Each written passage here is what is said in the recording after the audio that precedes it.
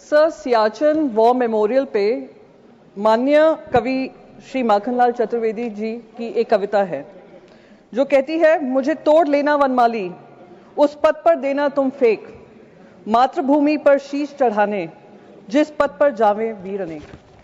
इन्हीं शब्दों को याद कर सियाचिन में हमारे जवान हों या शहीद कारगिल के सुरक्षा के समय पे हों या ऑपरेशन सिंदूर को लेकर हों या ऑपरेशन महादेव जो हुआ है, उन सबको याद कर नमन कर मैं उनकी शौर्य गाथा में उम्मीद करती हूँ हमारा देश सदैव गाएगा।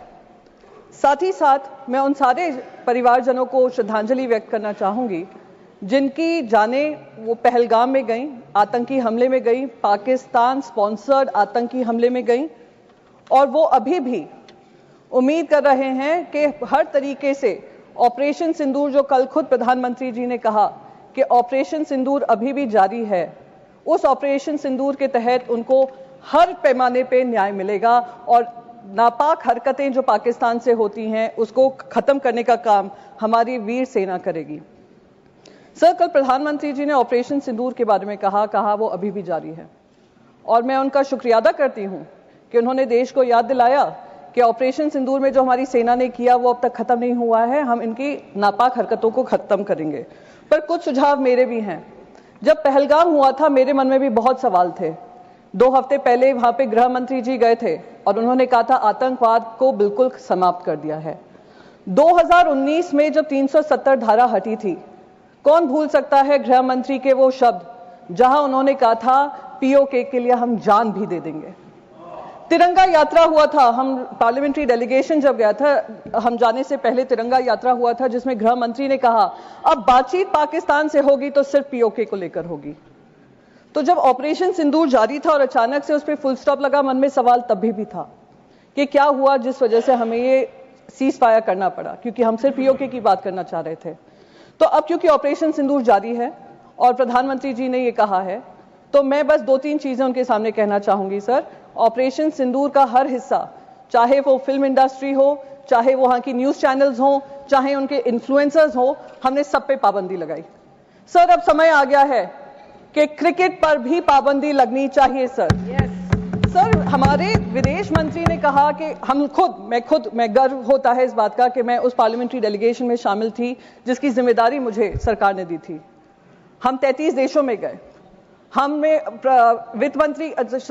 मिनिस्टर ऑफ एक्सटर्नल अफेयर्स कह रहे थे करीब 100 देशों से बातचीत हुई।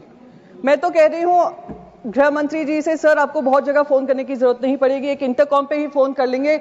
आईसीसी के चेयरमैन को अगर आप कह देंगे कि ये इंडिया पाकिस्तान मैच नहीं हो सकता तो नहीं होगा, ये हमारे ऑपरेशन सिंदूर की कामयाबी होगी। सर, हम जो 26 महिलाएं जो विधवा हुई वो उनके मुंह, हम उनके मुंह पे जाकर कहेंगे कि हमें वो इंडिया पाकिस्तान मैच खेलना है, हम पैसा कमाना चाहते हैं, पैसे के ऊपर आपका परिवार नहीं है। तो मैं बस यही रिक्वेस्ट करूंगी, एक ऑपरेशन सिंदूर वो होना चाहिए। सर, ऑपरेशन सिंदूर में हमने पाकिस्तान को तो मुंह तोड़ जवाब दिया और उसका गर्व है, हम सबको गर्व है, विपक्ष को भी गर्व है क्योंकि विपक्ष आपके साथ खड़ा रहा। जिन लोगों को एंटी नेशनल कहा गया था 2014 से, उन्हीं ने देश का तिरंगा सबसे ऊपर लहराया विदेशों में जाकर। मेरे को उसका गर्व महसूस होता है। सर, पर जो हमारे यहां पर पहलगाम को लेकर इंटेलिजेंस फेलियर हुआ, उसकी जवाबदेही किसी ने ली? सर, क्या हमारे इंटेलिजेंस चीफ का इस्तीफा मांगा गया? जी सर, मैं खत्म ही कर दूंगी, मैं ज्यादा समय नहीं लूंगी। सर, बस 20 सेकेंड में खत्म कर दूं। सर, उस इंपॉर्टेंट मिशन का हिस्सा थी। इंटेलिजेंस फेलियर जो हुआ उसके तहत किसी ने भी इसकी जिम्मेदारी लेते हुए इस्तीफा लिया? इस्तीफा होने चाहिए सर। तब तक ये ऑपरेशन सिंदूर कंप्लीट नहीं होगा जब तक आउटसाइड वर्ल्ड को तो हमने पाकिस्तान को 2 टूक जवाब देकर अकाउंटेबिलिटी तय की, जब तक इंटरनल अकाउंटेबिलिटी हम तय नहीं करेंगे। 20 सेकंड हो गए। जय हिंद, थैंक यू वेरी मच। प्रभातखबर.com, विश्वास वही, रफ्तार नहीं।